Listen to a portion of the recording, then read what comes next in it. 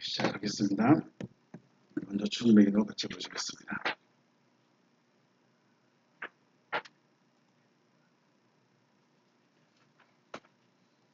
충맥도 먼저 원으로 같이 보십니다. 시작. 파테 헤몬 호 엔 토이스 우라노이스 하기아스테토 토 오노마스 엘데토 헤 바실레이아스 게네데토 토 델레마스 호스 엔 우라노 카이 에피테스케스 톤 알톤 헤몬 톤 에피우시엄 도스 에민 세메론 카이 아페스 헤민 타 오펠레이마타 헤몬 호스 카이 헤메이스 아페예멘 토이스 오펠레이타이스 헤몬 카이 메 에이셀케스 헤마스 에스페라스몬 알라 우르사이 헤마스 아포트 토네르 호티 소 에스틴 헤 바실레이아 카이 헤 디나미스 카이 헤 독사 에이스투스 아이오나스 아멘. 아멘. 다시 한번 보실 때 의역된 부분으로 보시겠습니다. 시작. 하늘뜰 안에 계신 우리 아버지, 당신의 이름이 거룩히 여김을 받으시오며 당신의 나라가 임하시오며 당신의 뜻이 하늘 안에서와 같이 땅 위에서 이루어지게 하옵소서. 오늘날 우리에게 위에 있는 우리의 양식을 주시옵소서. 그리고 우리가 우리에게 빚진 자의 빚을 사하여 준 것 같이 우리의 빚을 우리에게서 사하여 주시옵소서. 우리를 시험에 들어가게 하지 마시고 다만 악으로부터 우리를 구하시옵소서. 왜냐하면 그 세대는 당신의 나라이며 능력이며 영광이기 때문입니다. 아멘. 네, 말씀 보시겠습니다. 요한복음 4장 15절 말씀입니다. 요한복음 4장 15절에서 18절 말씀까지 천천히 같이 읽겠습니다. 시작. 여자가 이르되 주여 그런 물을 내게 주사 목마르지도 않고 떡이 여기 물 기르러 오지도 않게 하옵소서. 이르시되 가서 내 남편을 불러오라. 여자가 대답하여 이르되 나는 남편이 없나이다. 예수께서 이르시되 네가 남편이 없다 하는 말이 옳도다. 너에게 남편 5이 있었고 지금 있는 자도 내 남편이 아니니 내 말이 참되도다. 아멘. 할렐루야. 주님의 이름으로 축복하고 사랑합니다. 하나님 아버지의 은혜와 사랑이 여러분의 심령에 그리고 저의 심령에 충만하시기를 주님의 이름으로 축복합니다. 예수님이 우리의 신랑이라고 말씀하시죠. 25장 마태복음 25장에서 예수님은 우리의 신랑이고 나는 예수님의 신부다. 그래서 우리는 신랑을 기다린다. 남자가 뭔 신랑을 기다려요? 자, 이것은 육체적인 신랑 신부가 아니고 나와 연합될 사람, 나와 연합될 신랑 그런 의미입니다. 예수님이 육체도 아닌데 어떻게 나하고 남편이 돼요? 나는 이미 결혼했는데 어떻게 예수님이 나의 남편이 돼요? 네, 육체적인 남편과 아내와 신랑과 신부가 아니라 내 마음에 연합할 사람, 내 마음의 주인이 될 사람, 이 사람을 신랑 신부라고 말합니다. 그래서 창세기에서 이렇게 말씀하죠. 남자가 부모를 떠나 그의 아내와 합하여 둘이 한 몸을 이룰지다. 이 예언이 대단한 예언입니다. 그냥 결혼식 축가로, 결혼식 설교로 쓰는 문장이 아니라 하나님의 인간을 향한 전체적인 이야기입니다. 남자가 누구죠? 성경에서 말한 남자가 누구예요?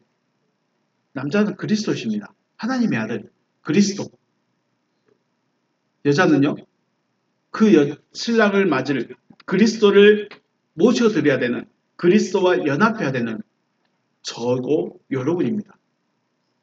그래서 남자가 부모를 떠나 그 아내와 합하여 둘이 한 몸을 이룰지라, 이 말은 하나님의 모든 구원의 계획의 완성입니다. 이거는 결혼식 설교가 문제가 아니에요. 실상은 그리스도와 내가 한 몸이 되어야 될 것을 이미 아담이 예언을 해놨어요. 하나님의 모든 구원의 결론이 이 말씀입니다. 엄청난 말씀이에요. 그리스도와 하나 될 수 있는 여러분과 제가 되시길 주님의 이름으로 축복합니다. 왜 교회 나왔어요? 왜 교회 나가요? 왜 하나님 믿어요? 천국 가려고? 아니면 복 받으려고? 네, 이제 우리 그런 신앙에서 조금 더 성장해야 돼요. 버리라고 하면 야, 내가 지금까지 20년, 30년 동안 교회다 한 게 얼만데 내가 그 20년, 30년 동안 그 설교 듣고 있던 게 얼만데 그걸 다 버리라고 그래. 네, 버리라고 하지 않겠습니다. 그런데 발전해야 돼요. 그러면 한 단계 업그레이드 해야 돼요. 한 단계가 아니라 올라가야 돼요. 어린이집에서 초등학교로 갈 때 어린이집에서 배웠던 거 그대로 초등학교에서 또 써먹죠. 근데 버릴 거 버리고 또 성장할 거 성장하지 않죠. 그런 겁니다. 20년 했던 30년 했던 40년 했던 내가 평생을 예수를 믿어왔더라도 그리스도가 없다면 그리스도를 만나지 못했다면 신앙에 목적이 없이 온 거죠. 오늘 이 수가성 여인과의 대화, 수가성 여인과의 이야기는 정말 그 결론을 다 말하고 있습니다. 내가 왜 예수를 만나야 되고 하나님이 왜 우리를 찾아오셔야 되는가. 그 이야기를 다 하고 있죠. 사마리아 지역은 주대하고 분리가 됐습니다. 우리나라 남과 북으로 나눠진 것처럼. 그래서 사마리아는 외세 침략을 일찍 받아들였어요. 아수르가 침략했을 때 아수르는 그 지역으로 사람을 보내서 결혼을 시켜버렸어요. 그러니까 섞여버린 거죠. 민족이 섞어버린 거예요. 근데 유대인들은 그걸 거부했어요. 우린 안 해. 우린 죽어도 결혼 안 해. 거부해버렸어요. 그래서 포로로 갑니다. 그러니까 유대인 입장에서는 사마리아 사람들은 섞인 민족이에요. 정통성이 없는 거예요. 그래서 싫어하는 거예요. 그런데 거기에 지금 누가 가는 거예요? 예수님이 찾아가시는 거예요. 왜 찾아갈까요? 자, 우리가 생각을 해요. 지금 사마리아 사람, 특히 이 사마리아 여자는 섞여 있어요. 뭔가가 막 섞여 있어. 순수함이 없어요. 그러니까 순수 혈통이 아닌 거예요. 사람이 나쁘다는 게 아니에요. 사람이 나쁘다는 게 아니라 뭔가가 섞여 있어요. 예수님 왜 찾아가야 될까요? 왜 그 여자를 찾아갔어야 될까요? 섞여 있기 때문에 그 섞여 있는 걸 깨끗하게 만들어줘야 돼요. 자, 여자에게 말하죠. 여자가 우물에 왔을 때 나에게 물 좀 마시게라. 나로 물 좀 마시게라. 먼저 말을 걸어옵니다. 그래서 여자는 당신은 유대인인데 왜 나에게 말을 겁니까? 왜 나에게 물 좀 달라고 합니까? 라고 말하죠. 그때 예수께서 네가 만약 하나님의 선물과 또 내게 물 좀 달라는 이가 누구인 줄 알았다면 너는 그에게 구했을 것이고 그가 생수를 내게 주었으리라 라고 합니다. 이 말씀이 어쩌면 예수님이 가장 하고 싶었던 그리고 우리가 신앙생활을 해야 되는 가장 큰 목적입니다. 뭘 얻어야 돼요? 생수를 얻어야 돼요. 교회 다니는데 신앙생활을 하는데 하나님을 믿는데 과연 나는 생수를 얻고 있을까? 목마르지 않는 생수, 내 안에서 솟아나는 생수, 나로 생명 가진 자로 살아갈 수 있게 하는 그 생수 과연 가지고 있을까? 우리 4장 14절 말씀에 내가 주는 물을 마시는 자는 영원히 목마르지 아니하리니 내가 주는 물은 그 속에서 영생하도록 솟아나는 샘물이 되리라. 우리 성경은 이렇게 되어 있죠. 어느 성경을 의역하면 살아있는 자로 살아갈 수 있게 하는 생수예요. 생명 가진 자로 살아갈 수 있게 하는 생수예요. 자, 우리는 지금 생명을 가진 상태로 살아가고 있을까요? 생명이 없이 살아가고 있을까요? 교회에 왔는데 생명 없이 신앙생활하고 있을 수 있고 생명을 가지고 신앙생활하고 있을 수 있다는 거예요. 내가 40년 예수를 불렀고 목이 터져라 기도도 해봤고 내 재능을 써서 찬양도 하고 반주도 하고 다 해봤는데 과연 나는 살아있는 생명을 가진 자로 살아가고 있었을까? 아니면 그냥 생명 없이 살아가고 있었을까? 우리는 그런 고민 별로 안 하잖아요. 교회 가서 설교 열심히 30분 설교 듣고 좀 감동스러운, 좀 지혜로운, 아니면 좀 뭐랄까요, 마음에 감동을 주는 그런 말이면 메시지면 은혜 받았습니다. 뭔가를 많이 깨달았습니다. 네, 그렇습니다. 여러분, 우리가 지금 교회에 왔는데 숫자가 많고 적음의 문제가 아니라 과연 나는 교회에 왔는데 왜 교회에 와 있어야 될까? 나는 왜 하나님을 믿고 있을까? 왜 하나님이란 분을 믿어야 할까? 하나님이 왜 나를 불렀을까? 나는 그럼 무엇을 얻어야 될까? 이런 근본적인 질문에 대한 생각을 좀 해보시길 바라겠습니다. 예수님은 또 말씀하죠. 우리 14절의 말씀에서 이 물을 마시는 자마다 다시 목마르려니와 내가 주는 물을 마신 자는 영원히 목마르지 않을 것이고 내가 주는 물은 그 속에서 영생하도록 솟아나는 샘물이 되리라. 자, 예수님께서 말씀하시는 중요한 것 두 가지가 있습니다. 첫째는 하나님의 선물을 알아야 됩니다. 네가 하나님의 선물을 알았다면 교회에 왔는데 하나님의 선물을 알고 계십니까? 하나님의 선물이 뭐예요? 복 받는 거예요? 돈 많이 버는 거예요? 아니면 병 고침 받는 거예요? 아니면 문제 해결되는 거예요? 그게 하나님의 선물일까요? 네, 그 선물일 수 있습니다. 어떤 선물? 땅의 믿음. 땅에 속한 믿음의 선물이에요. 땅에 속한 믿음. 땅의 일이에요. 땅의 일. 병 고치든지 사업이 기도했더니 응답을 받아서 뭐 문제가 해결됐다든지 돈의 문제가 해결됐다든지 집의 문제, 자녀의 문제 해결되는 것은 땅의 일이에요. 우리가 왜 기도해요? 하나님 왜 내 자녀 좀 잘 되게 해주세요. 내 자녀가 문제가 있습니다. 좀 해결해 주세요. 라고 우리가 금식하면서 기도하잖아요. 그런데 해결이 돼.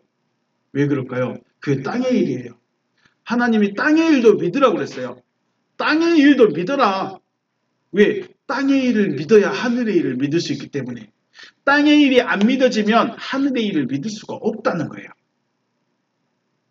왜요? 하나님이 일하심을 볼 수 있어야 되기 때문에요. 하나님의 선물은 바로 그 속에서 영생하도록 솟아나는 샘물, 살아있는 자로서 살아갈 수 있는 것. 자, 우리는 생명 가지고 있을까요? 생명을 가지고 있지 않을까요? 여러분은 생명을 가지고 있어요? 가지고 있지 않아요? 하나님의 생명을 가지고 있냐고 물어봐야 되겠죠? 하나님의 생명을 가지고 있을까요? 하나님의 생명 없이 살고 있을까요? 하나님의 생명이 없는 상태는 하나님 보실 때 죽어 있는 상태입니다. 죽어 있는 자예요. 나는 숨을 쉬고 움직이고 있지만 하나님의 입장에서 하나님의 생명이 없다면 그건 죽어 있는 자예요.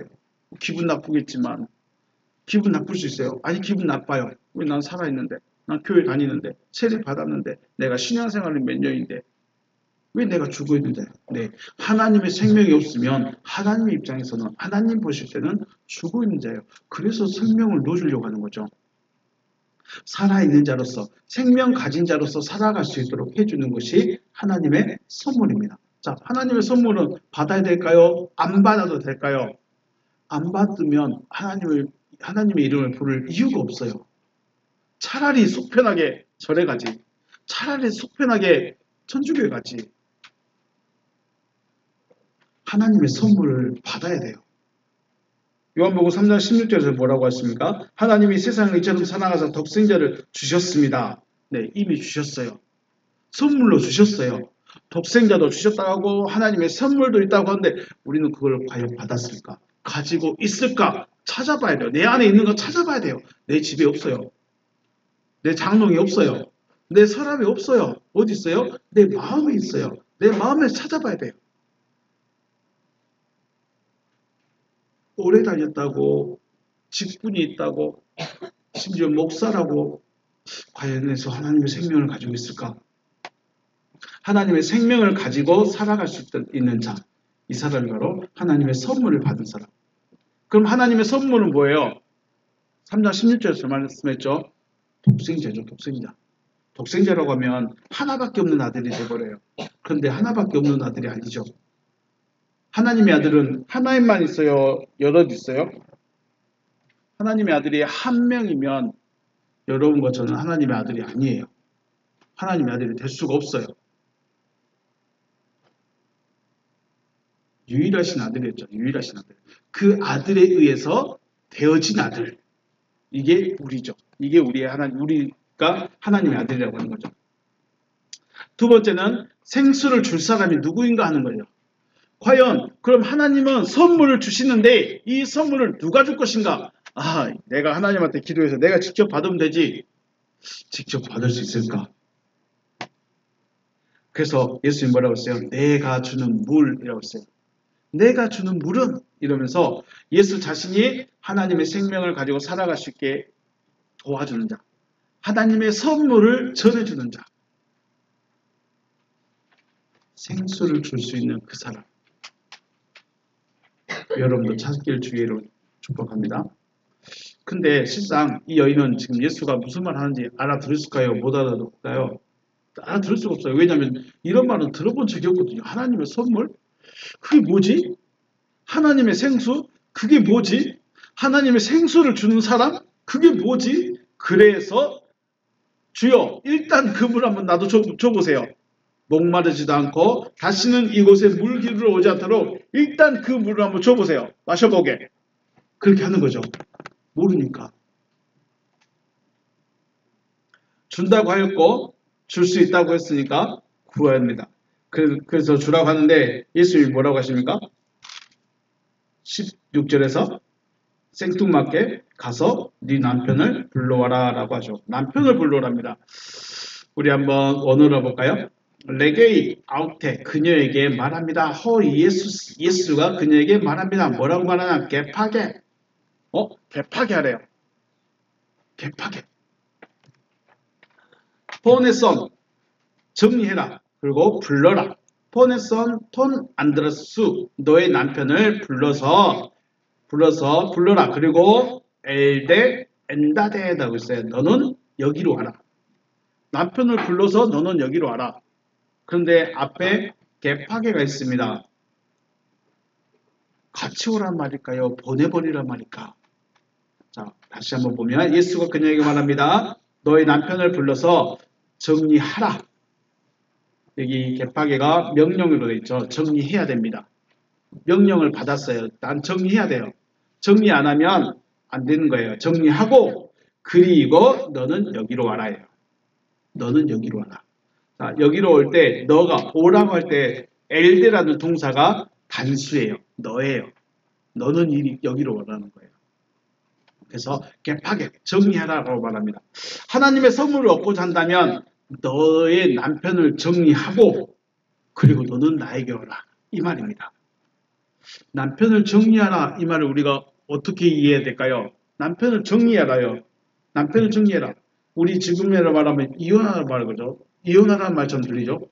남편을 정리해라. 그러니까 우리 성경은 이걸 못 쓰는 거예요. 남편을 정리하고 너 나한테 와라. 이렇게 해놔버리면 우리나라 말은 뭐요? 다 교회 다니면 다 이혼해야 돼? 오해할 수 있잖아요. 그래서 우리 성경은 그걸 못 쓰는 거죠. 그런데 실상은 남편을 정리해라. 그리고 너는 나에게 와라. 이렇게 말합니다. 생수를 얻어야 되는데 하나님은 생수를 주시기를 원하시고 우리는 그 생수를 얻어야 될 사람들인데 생수를 얻으려면 뭐 하라고요? 남편을 정리하래요. 남편을 정리해야 된대요.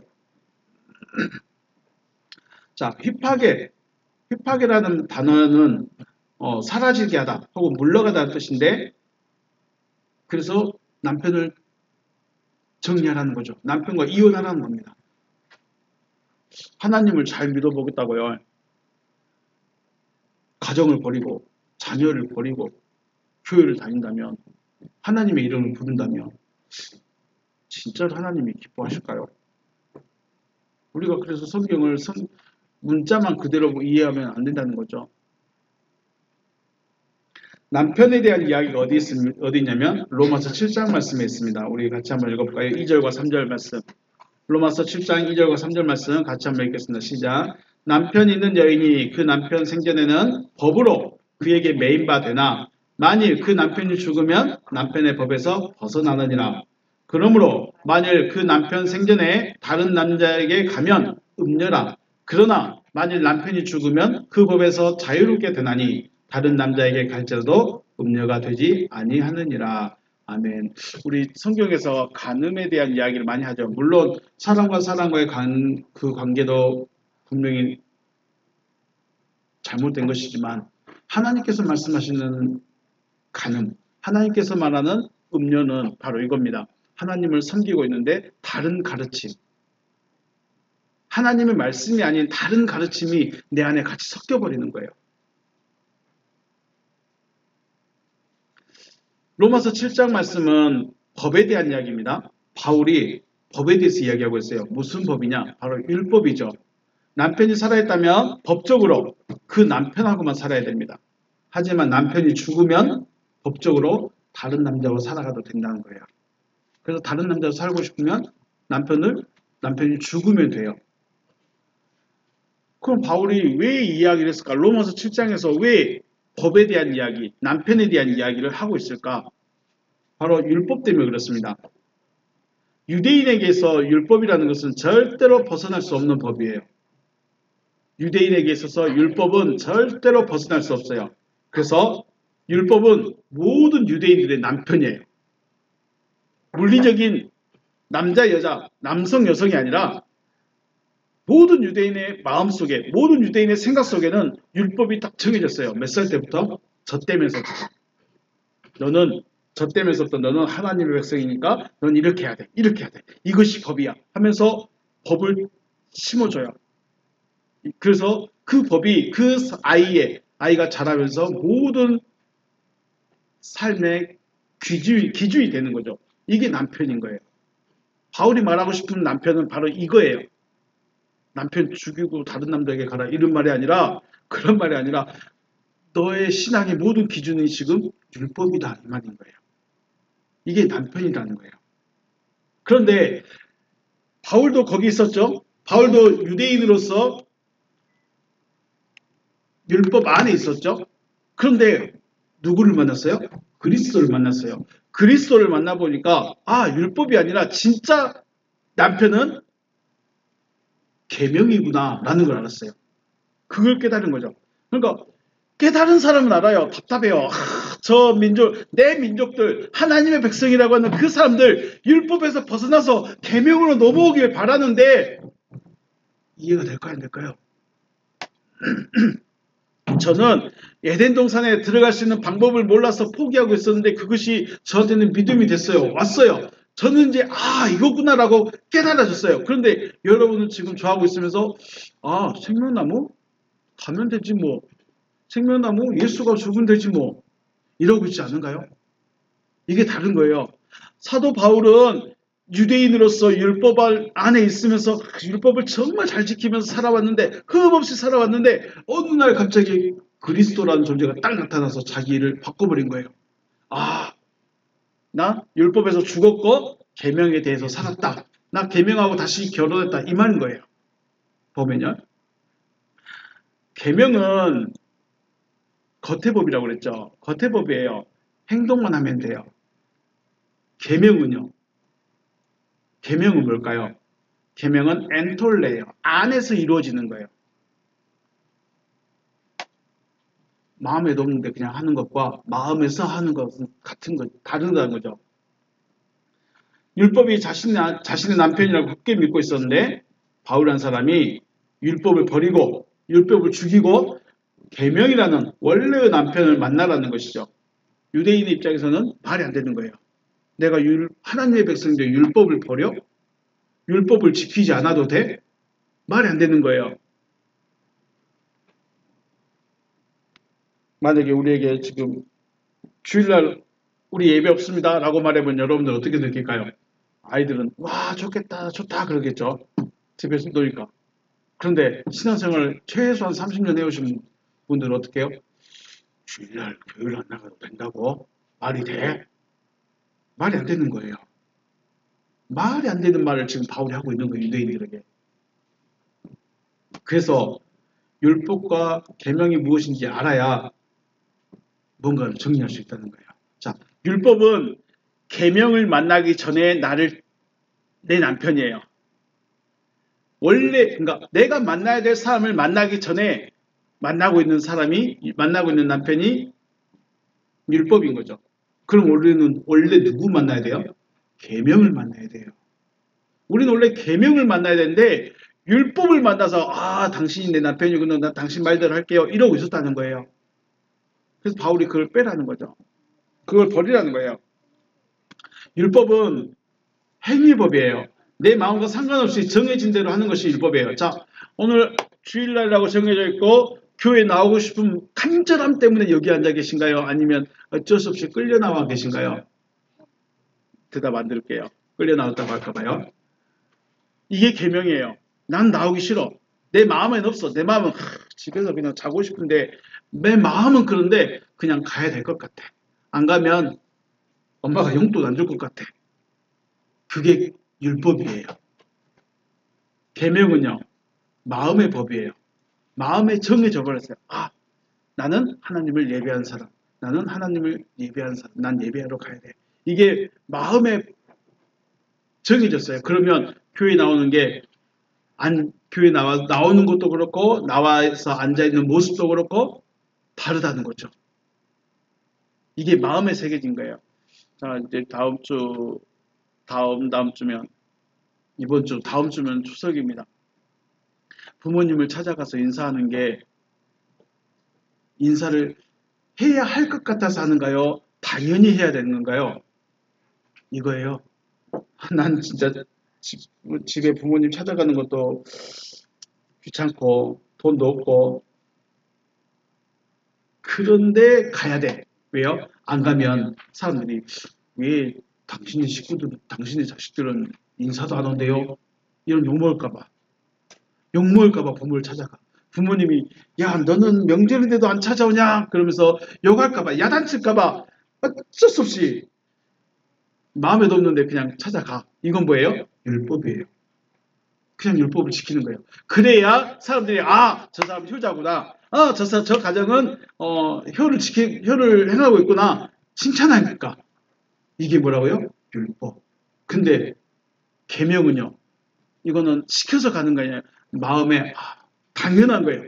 명절이 아니라 평일에도 혹은 시간 날 때마다 찾아가고 싶은 그게 있어요. 부모를 공경해야 된다는 그 마음이 들어와 버린 거죠.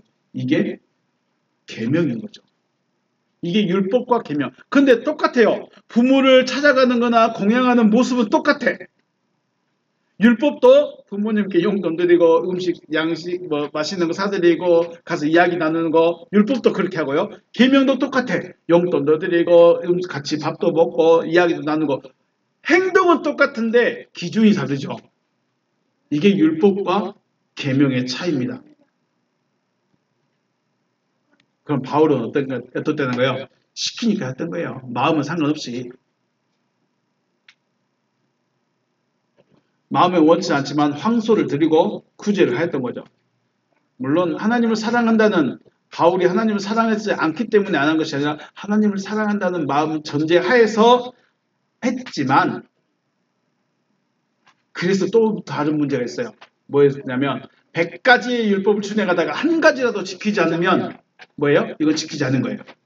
이게 바울이 고민하고 있었던 거예요. 이게 내가 100가지를 지금 날마다 100가지를 고민하면서 지켰는데 잠자기 전에 주여 한 번 안 했어.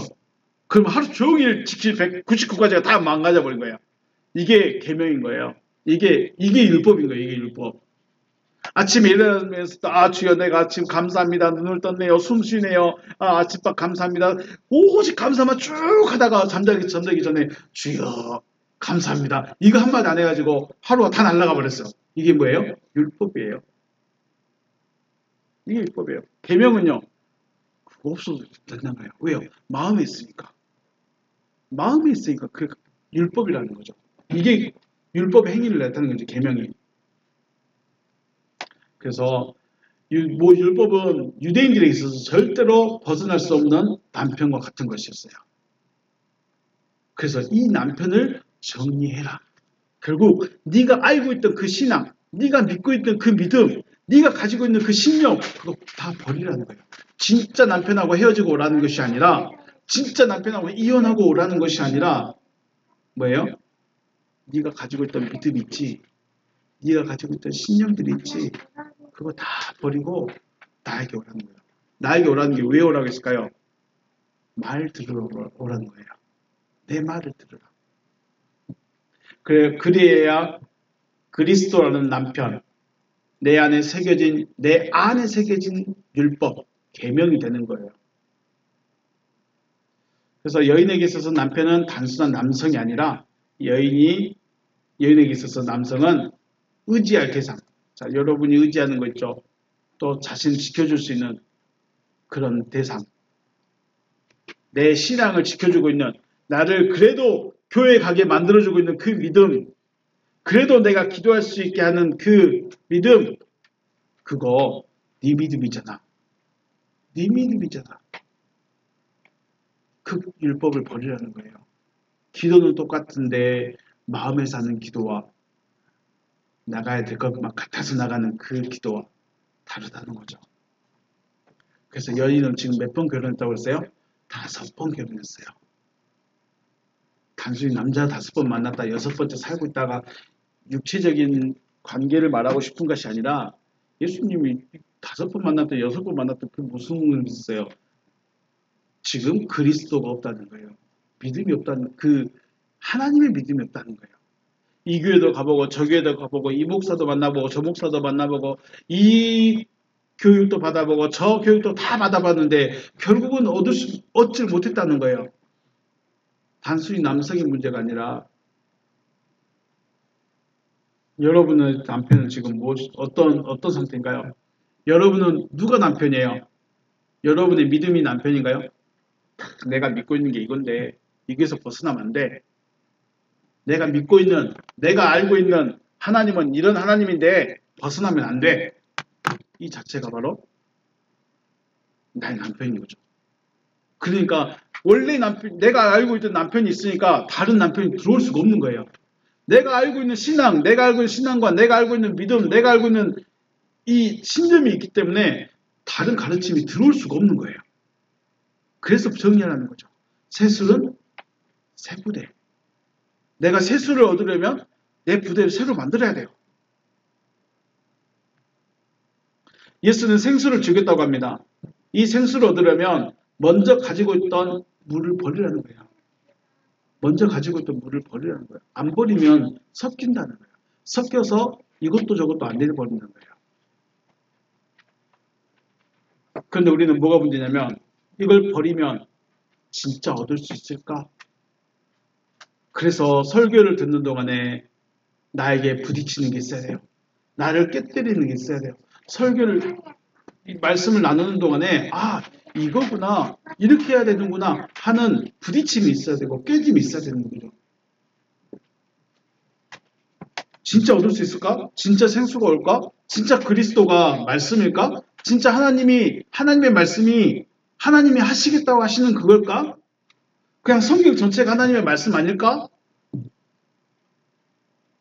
내가 성경의 이야기들 다 버렸다면, 무시한다면 과연 진짜로 하나님의 말씀이라는 게 따로 있을까? 내가 그걸 들을 수 있을까? 그럼 저 사람은 맞을까? 저 사람이 지금 하고 있는 말은 맞을까? 이제 의구심이 여기까지 가는 거죠. 그래서 언젠가 말씀드렸죠. 설교를 듣는 것은 설교자의 신앙을 가져가는 거예요.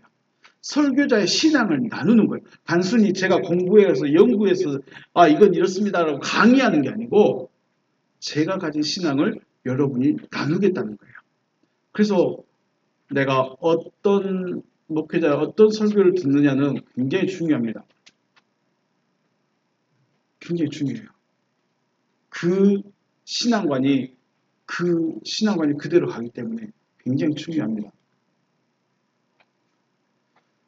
세술은 새 부대에 담아야 된다. 그런데 과연 세술이 있을까? 내가 술을 담을 수 있는 그릇은 준비됐다고 하는데 과연 세술이 올까? 세술이 온다는 확신이 있어야 내가 그릇을 준비하지. 그릇도 술도 없는데 그릇만 준비하면 아깝잖아요. 못하는 거죠. 그냥 하던 대로 하면 되지 않을까?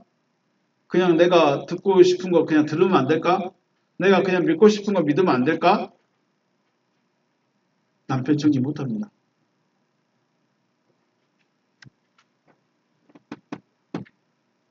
그리스도. 우리 남편 누구라고요? 그리스도십니다. 여러분과 저희 남편은 원래 남편은 그리스도예요. 그런데 그 그리스도가 오기 전까지 누가 데리고 있었어요? 율법이 데리고 있는 거예요. 또 율법이 가르치고 있는 거예요. 그걸 뭐라 하죠? 로마서에서 청지기라고도 하고 뭐 그 무슨 교사라고 그러죠. 원래 남편을 만나기 전까지 나를 데리고 있고 나를 교육시키고 네? 아니 성경에서 말하는 말로 네 성경에서 말하는 말로 율법을 다른 말로 가정교사 있습니다. 다른 말로 원래 우리가 남편 만나야 될 남편은 그리스도예요. 원래 내가 만나야 될 사람은 그리스도예요. 근데 우리는 그리스도를 어떻게 생각해요?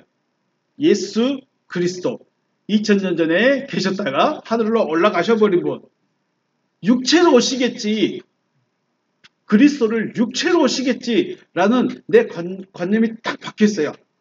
손에 못자국을 봐야 되고 머리 가시 찔렸던 그 자국을 봐야 돼. 등에 채찍으로 맞은 자국을 봐야 돼. 그래야 그리스도야. 우리 그 그리스도만 기다리니까 못 만난 거예요. 그 그리스도를 만나니까 성경 이야기가 다 그리 가버리는 거예요. 그리스도가 누구예요? 자, 원래 하나님은 어떤 존재예요? 어떤 존재적 상태일까요?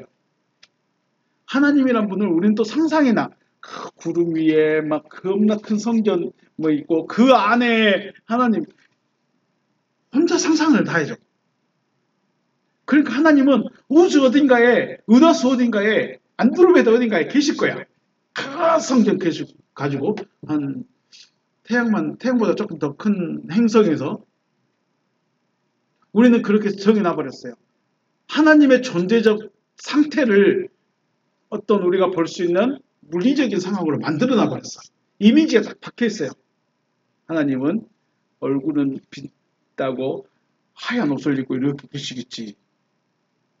하나님의 존재적 상태가 뭐예요? 하나님의 존재적 상태는 말씀이에요. 말씀이에요. 흐레마타라고 그러죠. 흐레마타.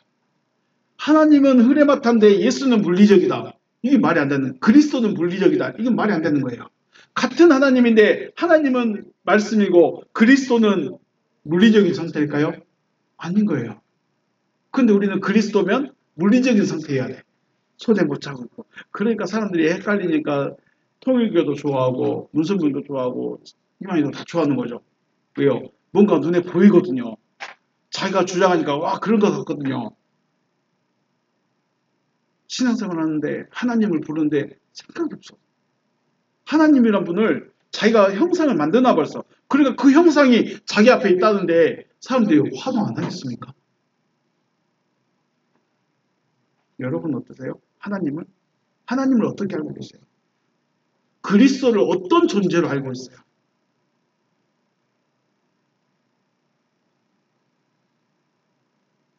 하나님의 존재적 상태는 말씀이십니다. 말씀이세요. 흐레마타예요. 로고스가 아니라 흐레마타예요. 하나님이 흐레마타시면 그리스도도 흐레마타인 거예요. 근데 그 흐레마타가 내 안에 들어오시겠다는 거예요. 근데 왜 못 들어요? 내가 원래 가지고 있던 그 관념이 있잖아요. 내가 알고 있는 그리스도는 예수여야 돼. 예수만 그리스도야. 내가 그래서 예수만 만나야 돼. 꿈속에서도 만나주세요. 눈 감으면 만나주세요. 이러고 있다는 거예요. 안 만나지죠. 하나님의 약속, 하나님의 말씀이 뭐라고 했죠? 기억한가요? 기억을 못하니까 제가 날마다 하는 거예요. 하나님의 말씀이 뭐예요? 하나님의 말씀을 뭐라고 해야 돼요? 성경이 하나님의 말씀이에요. 그렇게 하면 될까요? 하나님의 말씀은 말 그대로 하나님이 하시겠다고 하신 약속이에요. 아브라함에게 네 자손은 하늘의 별같이 빛나는 자가 네 자손이야. 내가 그렇게 해줄게. 이게 약속인 거죠. 그러면 우리는 약속이 이행돼야 돼. 우리는 약속이 이루어져야 되는 거예요. 아브라함이 6천, 4천 년 전에 이미 약속을 받았으니까 우리는 약속이 이루어져야 될 사람인데 그럼 우리는 빛이 되는 거예요. 그럼 하나님의 약속, 하나님의 말씀이 뭐예요? 내가 너를 빛으로 만들어줄게. 이거예요. 내가 너를 거듭나게 해줄게. 이게예요. 근데 알고 있어. 들어봤어. 근데 이게 뭐가 돼요? 믿음이 돼야 돼요. 왜 제가 날마다 이렇게 몇 시간마다 말하냐면 이게 믿음이 되라고. 단순히 니고데모 만나서 했던 이 말씀 거듭나라. 그 이야기가 중요한 것이 아니라 하나님이 무엇을 하시겠다고 하셨다고요? 거듭나게 해주겠다고. 하나님이 뭘 주시겠다고요? 생수를 주겠다고. 이게 믿음이 되라는 거예요. 이 알고 있는 이야기가 아니고 알고 있는 내용이 아니고 믿음이 되라는 거예요. 하나님의 말씀은 나에게 생수를 주시겠다는 거구나. 그럼 주세요. 믿음이 돼야 주라고 그러지. 믿음이 안 되니까 주라고 못해요. 거듭나게 해주겠다고 하셨는데 믿음이 돼야 하나님 빨리 거듭나게 해주세요. 구할 수 있는 거지. 믿음이 안 되니까 거듭남을 못 구하는 거죠. 하나님의 말씀은 간단하게 말하면 하나님이 하시겠다고 하시는 약속이에요. 그 말씀이 그 약속이 내 안에 믿음이 되어져야 돼요. 근데 그것을 되어지려면 하나님이 하시겠다고 하신 약속이 내 안에 믿음이 되어지려면 원래 가지고 있던 내가 알고 있던 그 믿음, 그 신앙관 이것들을 버리라면 기분 나쁘니까 그렇구나. 성장해야 돼요. 발전해야 돼요. 업그레이드 돼야 돼요. 그리스도, 또 하나님의 약속, 하나님께서 하시겠다고 하신 말씀이 들려지기 전에 나의 신앙과 믿음이 내 남편이에요. 그래서 정리하라는 거예요. 생수를 얻으려면 정리해야 돼요. 하나님의 그리스도를 얻으려면 정리해야 돼요. 내가 내 남편을 만나려면 정리해야 돼요. 정리 안 하면 그게 가능이 되는 거죠. 그게 은혜라고 그러죠. 왜 하나님 믿습니까? 왜 하나님 믿죠? 복 받으려고. 왜 교회에 있어요? 왜 교회 가요? 복 받으려고? 그래. 예배 드리려고요. 왜 하나님을 믿어요? 하나님을 믿어야 되는 목적이 없으니까 이유를 모르니까 교회 오는 게 재미없고 설교 듣는 게 지루하고 그거고 맨날 그 말이 그 말이고 그러지 않겠습니까? 그래서 수가성 여인과의 대화의 핵심은 우리가 왜 하나님을 믿어야 하는가에 대한 질문에 대한 대답입니다. 수가성 여인과의 대화는 내가 왜 하나님을 믿어야 되지? 내가 왜 교회에 가야 되지? 내가 무엇을 믿어야 되지? 이 질문에 대한 대답을 해주고 있는 거예요. 엄청난 이야기예요. 이 질문이 뭐예요? 왜 하나님 믿어야 돼요? 생수를 주신다고 했거든요. 생수를 주신다고 했어요. 그 생수가 단순히 마시는 물이 아니라고 했죠. 생수는 단순히 마시는 물이 아니라 우리가 보기에 그냥 살아있는 물이지만 살아있는 자로서 살아갈 수 있게 해주는 거예요. 생명 가진 자로서 살아갈 수 있게 해주는 생명인 거예요. 자, 제가 우리 컵은 컵이에요. 컵은 컵인데 아무것도 없는 컵은 뭐예요? 그냥 빈 컵이야. 그냥 컵은 맞아요. 컵은 맞는데 아무것도 쓰임받지 못하고 있는 그냥 컵이에요. 근데 컵이 나쁜가요? 컵이 나쁜 게 아니에요. 그냥 쓸데만 없을 뿐이에요. 그런데 하나님은 그 컵에다가 물을 붓겠다는 거예요. 그래서 물컵을 만들겠다는 거예요. 때로는 어떤 사람에게 커피를 부어서 커피잔을 쓰겠다는 거예요.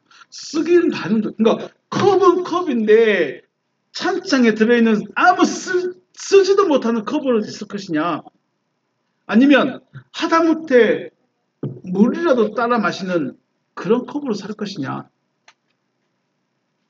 컵을 만들었는데 찬장에 거의 모셔두려고 만들어 놓은 컵의 입장에서 재미있을까요? 만들어 놓은 자의 입장에서 물론 장식용 컵은 있겠죠. 금잔, 은잔, 뭐 크리스탈 있겠죠. 있을 수 있는데 그건 예를 든 거고 그렇게 따지지 마시고 하나님이 컵을 만들었는데 이 컵이 거부해요. 나 너 물잔 쓰고 싶어. 나 너에게 물을 붓고 싶어. 근데 컵이 거부를 해버려. 컵이 거부를 해. 그럼 하나님 입장에서는 얘가 왜 내 말을 안 듣지? 왜 내 이야기를 안 듣지? 하나님은 생수를 주기로 하십니다. 살아있는 자, 생명 가진 자로서 살아갈 수 있도록 해주고 싶으신 거죠. 그럼 우리가 하나님께 나와서 하나님을 믿어야 되는 이유가 분명해졌죠. 생수를 얻어야 된다. 혹은 생명을 얻어야 된다. 거듭남을 받아야 된다. 창조를 받아야 된다. 생명나무로부터 먹어야 된다. 이런 모든 것들이 약속이면서 나의 믿음이 돼야 되는 거죠. 그래서 이 생수를 얻으려면, 생명을 얻으려면, 거듭나려면, 독생자를, 유일하신 아들을 얻으려면 남편을 정리해라. 남편 정리해라. 원래 있던 거 버려라. 그리고 하나님께서 원하시는 예배자가 되어야 됩니다. 그 이후의 이야기가 그죠. 그리심산에서 예배할 것인가 예루살렘에서 예배할 것인가. 예수가 뭐라고 했어요? 그리심산에서도 말고 예루살렘에서도 말하라. 하나님께 참으로 예배할 때가 오나니 지금이다. 왜 지금이라고 했을까요? 왜 지금이라고 했을까요? 예수께서 여자에게 그리심산에서도 말고 예루살렘에서도 말하라. 하나님께 예배한 자는 참으로 예배할 때가 오는데 지금이야. 왜 지금이라고 했을까요? 여자가 지금 누구에게 이야기를 듣고 있어요? 그리스도의 말씀을 듣고 있어요. 그 들음 자체가 뭐예요? 예배예요, 예배. 예배는 모여있는 게 예배가 아니에요. 이건 모임, 그죠? 여기는 그냥 모임 장소, 이름만, 간판만 교회지, 모임 장소, 이건 모임. 그럼 예배는 뭐예요? 지난주에 말씀드린 예배는 하나님의 말씀을 듣는 자체, 하나님과 교제하는 자체가 예배예요. 하나님과 교제하려면 여기서만 모여야 될까요? 날마다 같이 있어야 될까요? 예수님은 어떻게 했어요? 하나님, 아버지 만나고 싶습니다. 저 예루살렘 성전 갈게요. 하고 예루살렘 성전에서 무릎 꿇고 있을 때 하나님이 왔냐 했을까요? 아니면 사마리아를 가고 있더라도 하나님이 예수를 만나고 있었을까요? 예수는 예루살렘에서 무릎 꿇을 때만 하나님이 만나주신 것이 아니라 그냥 다니는 자체가 하나님하고 다니는 거예요. 왜요? 하나님이 안에 계시니까. 성전 삼고 안에 계시니까 사마리아를 가든 물속을 들어가든 하늘에 떠있든 산에 가든 똑같아요. 그게 예배의 삶이에요. 우리는 뭐 예배자의 삶을 살기 원하네, 뭐 예배하기 원하네. 네, 여기 앉아있다고 여기서 무릎 꿇고 있다고 예배가 아니라는 거예요. 왜 우리가 예배자의 삶을 살기를 원해요? 그는 그냥 내가 오늘 성경 이야기 새벽에 무슨 성경 이야기 들었으니까 그 말씀대로 한번 묵상하면서 살아야지. 이게 예배자의 삶이 아니고 하나님을 모시고 있는 그 자체가 예배자의 삶인 거예요. 그래서 어쩌면 이스라엘은 제사는 드렸는데 예배자는 없었다는 거예요. 우리는 예배자일까요? 제사자일까요? 어쩌면 우리는 제사도 못하죠. 모여있다고 해서 예배가 아니고 하나님의 말씀이 나에게 들려져야 되고 그 말씀이 나에게 믿음이 되어져서 살아가는 자체가 예배자의 삶인 거예요. 그러니까 우리도 예배자 하면 어떻게 돼요? 일단 교회에 와야 돼. 여기가 됐든 저기가 됐든 일단 교회로 와야 돼. 이래야 예배자라고요. 이게 우리 뭐예요? 우리의 관념이에요. 우리의 기본적으로 가지고 있는 믿음이에요. 근데 예배자는 누구예요? 하나님을 모시고 있는 사람 자체가 예배자예요. 그래서 예루살렘 성전에 가서 무릎 꿇지 않아도 사마리아에 가서도 산에 올라가 있더라도 예수는 예배자예요. 왜요? 하나님과 교제하고 있잖아요. 그 이야기를 어떻게 했어요? 에덴 동산 안에 있던 아담은 제사를 드렸다 안 드렸다? 에덴 동산 안에 있던 아담은 제사를 드렸다 안 드렸다? 안 드렸다. 대신 뭘 했을까요? 에덴 동산 안에서, 동방의 에덴 동산 안에서 아담은 뭐 했을까요? 하나님과 교제했습니다. 하나님과 이야기했습니다. 가인과 아벨이 왜 제사 드렸어요? 만나려고. 하나님 말씀 한번 들어보려고. 하나님과 교제하려고. 지금 우리는 예배의 이 자리에서 하나님과 만나려고 교제하려고 왔어요? 아니면 마음 편해보려고 왔을까요? 예배라는 것은 단순히 여기에 모여있어서 예배가 아니라 하나님의 말씀이 내 안에 들어오고 내가 그 말씀에 반응하는 것이 예배입니다. 그게 예배자예요. 자, 오늘 제목이 뭐였습니까? 남편을 정리하랍니다. 남편을 정리해라. 앞에 있는 저를 버리라는 것이 아니고 버리면 저 갈 데 없어요. 저 버리지 마시고 저 정리하지 마시고 그리스도. 내 남편이 누구죠? 그리스도. 여러분의 남편이 누구예요? 그리스도. 그리스도가 뭐예요? 그러면 또 그리스도가 누구예요? 또 그러면 또 성가시죠. 그리스도부터 누구예요? 그리스도는 하나님이에요. 그 하나님의 존재성은 또 뭐예요? 말씀이에요. 그리스도는 누구예요? 말씀이에요. 어떤 말씀이요? 하나님께서 하시겠다고 하시는 약속의 말씀. 그 존재를 내 안에 드리는 거예요. 이게 내 안에 들어서 믿음이 되어져야 돼요. 내가 그 믿음이 들어오려면 내가 알고 있던 신앙관들을, 내가 알고 있던 그 믿음들을 한 차원을 올려서 업그레이드 해야 돼요. 차원을 올려버려야 돼요. 그러니까 바울이 볼 때는 유대인들이 바울이 돼서 사울일 때 유대인은 어떻게 해요? 이야, 나보다 내가 저들보다 조금 잘한다. 그 열심히 해. 그 정도였는데 바울이 돼서 어떻게 했을까요? 아이고, 빨리 나와라. 빨리 나와라. 이야기가 달라져요. 사울로 있을 때는 우리 열심히 한번 해봅시다. 으쌰으쌰 하고 있었어요. 바울이 되고 나서는 아니야, 그거 빨리 이제 나가야 돼. 바울이 되고 나니까 얼마나 답답했을까요? 바울이 돼서 유대인들이 봤을 때 얼마나 답답했을까요? 근데 아무도 이해를 못해. 왜요? 안 해봤으니까. 안 봤으니까. 자, 여러분 남편 정리하실 수 있을까요? 아니, 그 전에 생수를 원하실까요? 하나님의 생수를 원하실까요? 하나님이 주시겠다고 하시는 유일하신 아들을 얻기를 원하실까요? 교회에 나와야 되는 이유, 교회에 나온 목적이 없어져 버리면 거기도 없죠. 거기도 못 갑니다. 자기 열심이죠. 사울처럼 자기 열심이에요.